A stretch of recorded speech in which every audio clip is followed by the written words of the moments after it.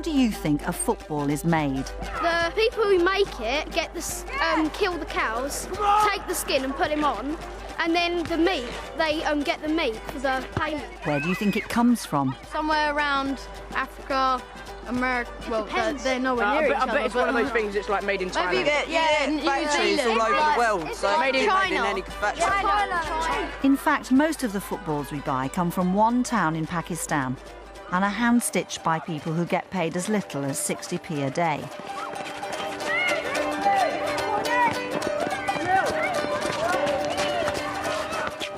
Six years ago, 28-year-old entrepreneur James Lloyd decided to try and change things by introducing fair trade to the world of football. Footballs were largely being made in Pakistan, and the conditions of the football workers were generally very poor. There was lots of child labour, and the wages paid for people making the footballs were very low. How are you? Not bad. Good. The potential for fair trade was therefore huge in the production of footballs, and our business sprung out of that. The price of a football includes a fair trade premium that pays for education, healthcare and community loans for the workers and their families. Consumers pay a 20% fair trade premium on every fair trade football produced. That's anything between 20 pence and £2 per football, which might seem a very small tax on us as consumers, but actually has a huge impact on people's lives in Pakistan.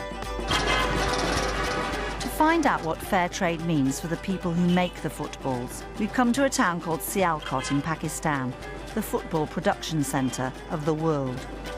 Over 85% of the world's footballs are made here, more than 40 million every year. For hundreds of villagers outside Sialkot, stitching footballs is the main family income. Traditionally, this was low-paid work, but making fair trade balls guarantees a better wage.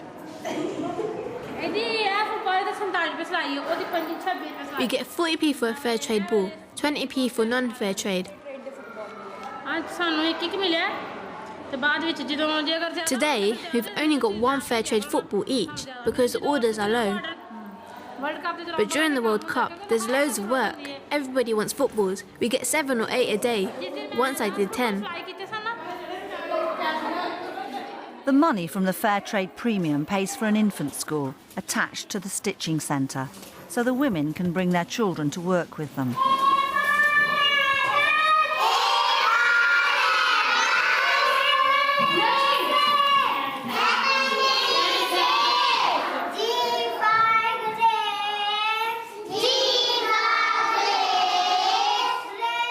It's free, so children who might not otherwise go to school can get a basic education.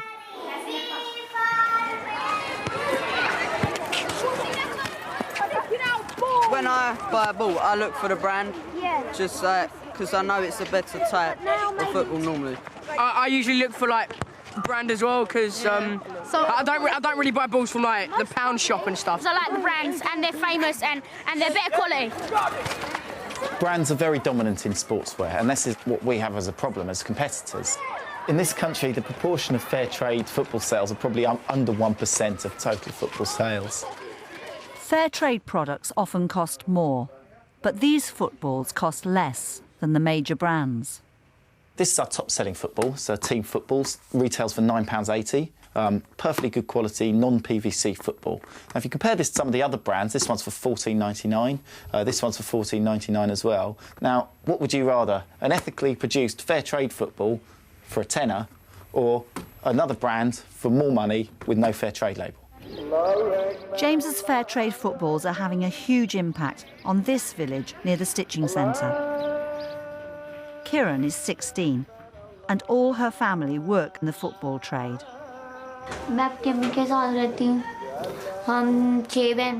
live with my mother and I have 6 brothers and sisters. We all live together.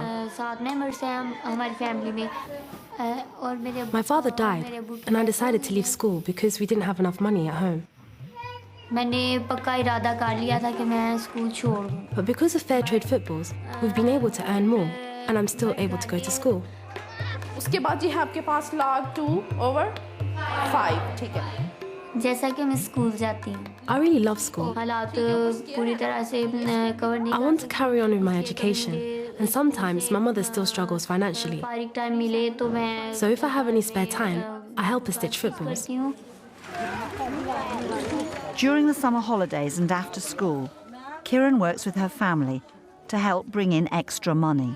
अगर हमें ज़्यादा से ज़्यादा fair trade के football मिले तो मेरी mother जैसे कि मेरी माँ The more fair trade footballs we are given, the more our mother will be able to support my education and my brothers and sisters' education. मेरा ये है कि I want my future to be good.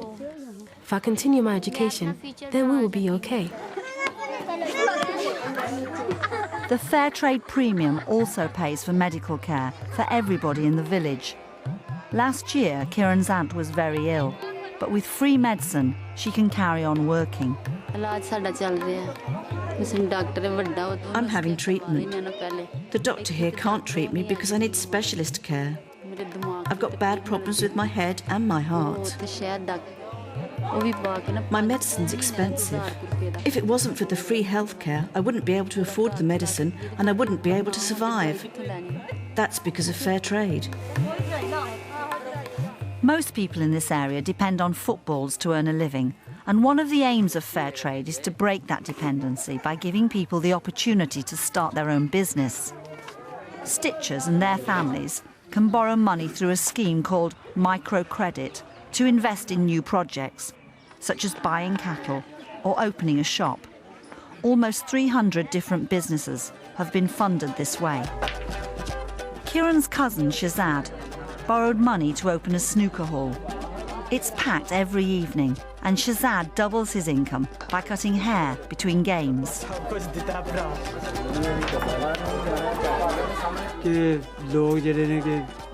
Before I opened this, there was nowhere for people to go, so we just used to hang around at each other's houses.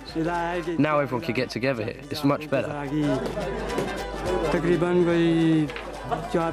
I can make about £4 to £5 a day doing this, much more than I could make stitching footballs. If I hadn't been able to borrow that money, I would probably be unemployed, roaming the streets just hanging around. And next door to the snooker hall, another young entrepreneur's borrowed money to set up the first video shop in the village. I started off with 200 films and gradually built things up. Now I've got over 1,000. Plus I bought a TV and a DVD player. My business started to make money, and that's where I am today. I think microcredit is the cream on the cake of our fair trade scheme. It effectively enables people to get out of the export economy, stitching footballs, to engaging in a business that's local to their local community and culture. I'd like to see a lot more fair trade criteria being applied to products like T-shirts, like footwear, like football kits, which we have the potential to produce. My real hope is for footwear in the future, proper trainers that will appeal to younger people in this country.